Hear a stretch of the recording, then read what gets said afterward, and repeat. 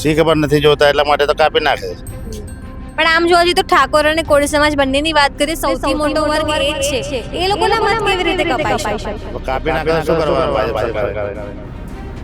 સત્તા તો મોદીની છે ને, અત્યારે મોદીની સત્તા છે એટલે મોદી કઈ બી કરી શકે છે. હા, બંને મળેલા છે, એક નથી બંને મળેલા છે. એના પછી બી મેં નવું ફોર્મ ભર્યું, નવું ચૂંટણી કાર્ડ કરાયું, એના પછી બી મારું નામ કેમ નથી આવ્યું? ગાળો તો નહીં આપીએ અમે તો અમારી રાજનીતિ જો જનતાને શું જોઈએ, સુકૂન જોઈએ છે. એ નથી જોતું કે પૈસા જોઈએ, બધું નહીં, સુકૂન જોઈએ છે. ચુનારાવાસ છે અસંખ્ય, અહીંયાથી લગભગ અમારા વિસ્તારમાંથી 7 થી 8 હજાર નામ ઉડી ગયા છે મતદાર યાદીમાંથી. ઓનલાઈન બતાવે છે પણ આ પુરવણીની અંદર કે ઓન રેકોર્ડ પર આજ દિન સુધી હજુ મત અધિકાર આપવા મળે નથી. તો જેથી અહીંયાથી સીએમ હતા નરેન્દ્ર મોદીજી, હાલ પીએમ છે, આ એમનો મત વિસ્તાર છે મણિનગર વિધાનસભા. તો આ જ વિસ્તારમાં જો આવી પરિસ્થિતિ હોય તો બીજી ગુજરાતની અંદર લોકશાહીની અંદર કેટલી વિધાનસભાઓની અંદર કેવી કામગીરી થઈ હશે? યોગ્ય નથી થઈ કામગીરી એમ.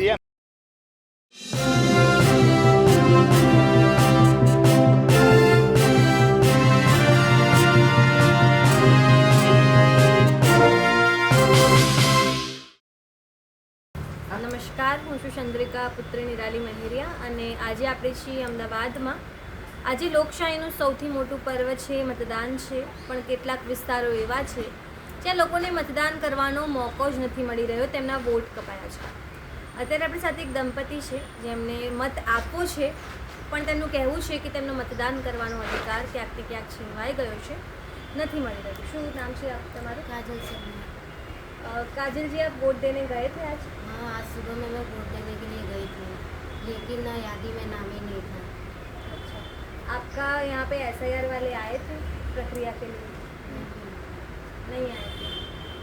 वोटर ID में नाम है? हाँ, नाम है, नंबर भी है उसमें। इससे पहले आपने वोट दिया है कभी? नहीं, कभी नहीं, पहली बार वोट लेके गई थी, लेकिन वोट नहीं दे पाई, अच्छा, फर्स्ट टाइम वोटिंग करने गए थे लेकिन करने का मौका नहीं मिला। इसमें आपको लगता है कि सरकार या ध्यान देना चाहिए था, जो भी इलेक्शन कमीशन है उनको? सरकार को तो ध्यान देना चाहिए था, लेकिन ध्यान नहीं दे रही सरकार। आपको लगता है आपका अधिकार छीनने के प्रयास हुए हैं? लग तो रहा है। તમારું શું નામ છે? રાહુલ શર્મા. રાહુલભાઈ, આની પહેલા વોટ આપ્યો છે? હા, એના પહેલાં મેં વોટ આપ્યો. તો આ વખતે શું થયું? આ વખતે યાદીમાં મારું નામ નથી, વોટિંગ કાર્ડ છે, બૂથ નંબર છે, બધું મને મળી ગયું છે. રૂમ નંબર મેં બી જઈને આવ્યો, એ રૂમ નંબર જ ગાયબ છે અને મારું વોટિંગ આઈડી નામ જ ગાયબ છે એમાંથી. બરાબર.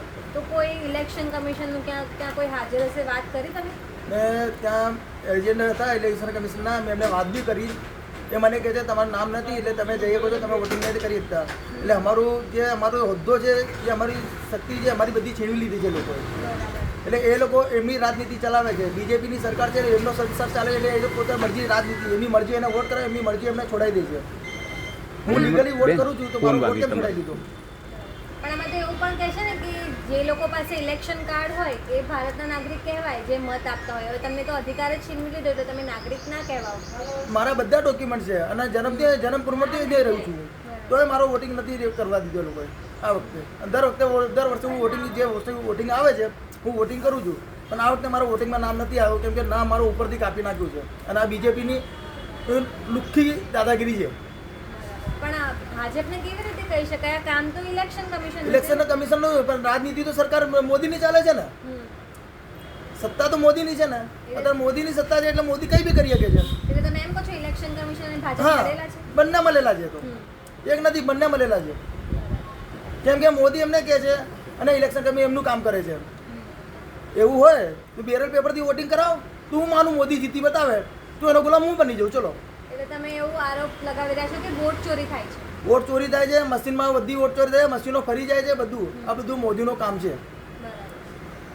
તો SIR વાળા આવ્યા છે ને તમારે ત્યાં? SIR ની જે આખી પ્રક્રિયા થઈ હતી ત્યારે કોઈ આવ્યું હતું? કોઈ નથી આવ્યું, અમારા ઘરે કોઈ નથી આવ્યું. બરાબર. અને જે ફોર્મ ભરાયા હતા કે ચૂંટણી ગણના પાછા ફોર્મ ભરવાના હતા એ ફોર્મય મારા ઘર સુધી નથી આવ્યા અને બારોબાર શું કીધું તમારું વોટિંગ કેન્સલ થઈ ગયું છે. બોલો, ફોર્મ આપવા તો આવવું જોઈએ ને ઘરે. તો એના પછી બી મેં નવું ફોર્મ ભર્યું, નવું ચૂંટણી કાર્ડ કરાયું, એના પછી બી મારું નામ કેમ નથી આવ્યું? તમે મોદીજીને ગાળો આપો પછી નામ ક્યાંથી આવે? ગાળો શું નહીં આપીએ અમે તો અમારી રાજનીતિ જો જનતાને શું જોઈએ? સુકૂન જોઈએ છે. એ નથી જોતું કે પૈસા જોઈએ, બધું નહીં, સુકૂન જોઈએ છે. મોદી અમારું સુકૂન છીનવે છે. 1000 રૂપિયાનો બાટલો કરી નાખ્યો, બધું કરીને કોણે કર્યું? મોદીએ જ કર્યું છે ને, પબ્લિકે તો નહીં કર્યું ને. પણ 30 વર્ષથી બધા વોટ એમને જ આપી રહ્યા છે. એમને નથી હાલતા. એકવાર બેરોલ પેપરથી વોટિંગ કરીને જો ખબર પડી જશે મોદીને વોટ મળે છે કે કોંગ્રેસને મળે છે કે આમ આદમી પાર્ટીને મળે છે. મશીન તો એમની જ છે. બેંગ્લોર ચલાવે છે કોણ? મોદી જ ચલાવે છે. તો હવે આગળ શું કરશો? વોટ તો આપ્યો નહીં. વોટ નથી આપે તો શું આગળ જોઈએ છે? આગળ વોટ 2027માં ચુનાવ આવે છે, એમાં જોઈએ છે યાદીમાં નામ આવે છે કે નહીં આવતું. એ પછી અમે બી આગળ પ્રક્રિયા કરીશું. નમસ્કાર, અત્યારે આપણે છીએ મણિનગર વિધાનસભાના લાંભા વોર્ડમાં, જ્યાં ઘણા બધા લોકોના વોટ કપાયા છે. આ જ મુદ્દે વાતચીત કરવા આપણી સાથે છે સ્થાનિક આગેવાન વિપુલભાઈ પટેલ. વિપુલભાઈ, શું કહેવા માંગુ છું? લોકશાહીના પર્વની અંદર એસઆરની કામગીરી સરકારે યોગ્ય કરી નથી. બિલકુલ અધિકારીઓ બીએલઓએ જે કામગીરી કરવી જોઈએ એ થઈ નથી. અને સરકારે જે એમની વોટ બેંક છે તેના જ વોટ આવેલા છે. અને જેટલા પણ અમારા મણિનગર વિધાનસભાની અંદર જેમ કે સત્યમનગર છે, રંગોલીનગર છે, નારોલગામ, ઠાકોરવાસ છે, ચુનારાવાસ છે, અસંખ્ય અહીંયાથી લગભગ અમારા વિસ્તારમાંથી 7 થી 8 હજાર નામ ઉડી ગયા છે મતદાર યાદીમાંથી. ઓનલાઈન બતાવે છે પણ આ પુરવણીની અંદર કે ઓન રેકોર્ડ પર આજ દિન સુધી હજુ મત અધિકાર આપવા મળ્યો નથી મતદારોને. લગભગ કેટલા લોકોના નામ કપાયા હશે? અહીંયા અમારા વિસ્તારમાંથી લગભગ લાભા વોર્ડમાંથી આટલા આ એરિયામાંથી 5 થી 6 હજાર મત કપાઈ ગયા છે. 5 થી 6 હજાર મત કપાયાની વાત તમે કરી રહ્યા છો, અને આ વડાપ્રધાન નરેન્દ્ર મોદીની કહી શકાય ક્ષેત્ર છે જ્યાં વર્ષો સુધી એ ધારાસભ્ય રહ્યા છે. તમને લાગે છે ઇલેક્શન કમિશનને ધ્યાન આપવું જોઈતું હતું? ઇલેક્શન કમિશને કોઈ ધ્યાન જ નથી આપ્યું. બીએલઓ જે મૂક્યા હતા એ પણ સમજણ વગરના હતા, યોગ્ય કામગીરી કરી નથી, કોઈના ફોર્મ નથી ભર્યા વ્યવસ્થિત રીતે, અને બધા બહુ ગોટાળા કરેલા છે. વડાપ્રધાન જે વિસ્તારમાંથી ચૂંટાઈને આવેલા હોય કે જે વિસ્તારમાંથી લડ્યા હોય ત્યાં જ આ પ્રકારની કામગીરી થશે, શું લાગે છે? તો જેથી અહીંયાથી સીએમ હતા નરેન્દ્ર મોદીજી, હાલ પીએમ છે, આ એમનો મત વિસ્તાર છે મણિનગર વિધાનસભા. તો આ જ વિસ્તારમાં જો આવી પરિસ્થિતિ હોય તો બીજી ગુજરાતની અંદર લોકશાહીની અંદર કેટલી વિધાનસભાઓની અંદર કેવી કામગીરી થઈ હશે? યોગ્ય નથી થઈ કામગીરી એમ.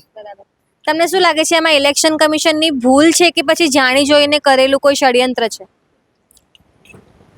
આ જાણી જોઈને જ કરેલું છે, ષડયંત્ર છે એવું લાગી રહ્યું છે કે ભાઈ કે જે પાર્ટી છે સત્તામાં એમને જાણી જોઈને જ આ કામ કરેલું છે કે ભાઈ જે મતદારો જે સ્લમ એરિયા છે, ગરીબ વર્ગ છે, મધ્યમ વર્ગ છે, ત્યાંના જ નામો કપાય છે. હાઈ ફાઈ સોસાયટીઓની અંદરથી કોઈ કપાયેલા નહીં જે ભારતીય જનતા તરફેણમાં મતદાન કરે છે એવાના. એટલે તમે એમ કહેવા માંગો છો કે ભાજપ અને ઇલેક્શન કમિશન મળેલા છે? હા, ચોક્કસપણે હું કહું છું કે ભાઈ ભાજપને ઇલેક્શન ખાતું મળેલું છે એમને. પણ આ મુદ્દે હજી સુધી અમે જોઈએ છીએ કોઈ વિપક્ષ પણ વાત તો નથી જ કરી રહ્યું ને. કે વિપક્ષ ના કરે, એમના વિસ્તારની અંદર જેટલા આગેવાનો છે એમને ખ્યાલ હશે કે ભાઈ હવે ખ્યાલ આવશે કે મતદાર આજે મતદાનનો દિવસ છે તો આજે ખરેખર ખબર પડશે જેન્યુઅલી કે ભાઈ કેટલા મતદારો કપાયા છે, કેટલા સ્કૂલો પરથી ધક્કા ખાઈને જાય છે પાછા. આ તો અમે અમારા વિસ્તારની અંદર અત્યારે બધી સ્કૂલો પર તપાસ કરી તો જાણવા મળ્યું ભાઈ અમારા ત્યાં આવ્યા બધા કે ભાઈ અમારે તો નામ જ નથી મતદાર યાદીઓમાં, ઓનલાઈન બતાવે છે. ત્યારે અમને ખ્યાલ આવ્યો ભાઈ અમારા તો આટલા બધા મતદારો કપાઈ ગયેલા છે એમ અમારા વોર્ડમાંથી. આપણી સાથે લાંભા વોર્ડમાં જ ઠાકોર આગેવાન છે રાજુભાઈ ઠાકોર. અમે સાંભળ્યું છે ઠાકોરવાસમાંથી પણ કેટલાક મત કપાયા છે. કેટલા લોકોના મત કપાયા? 200 થી 250 માણસના મત કપાયેલા છે. કોઈના કાર્ડ છે પણ નામ જ નહીં અંદર. લોકો ધક્કા ખાઈને પાછા જાય છે, કોઈ યાદીમાં કોઈ નામ જ નથી. એટલે હવે ભાજપને ઠાકોરોના મત નથી જોઈતા? શી ખબર નથી જોતા એટલા માટે તો કાપી નાખે છે. પણ આમ જોવા જઈએ તો ઠાકોર અને કોળી સમાજ બંનેની વાત કરીએ, સૌથી મોટો વર્ગ એ જ છે.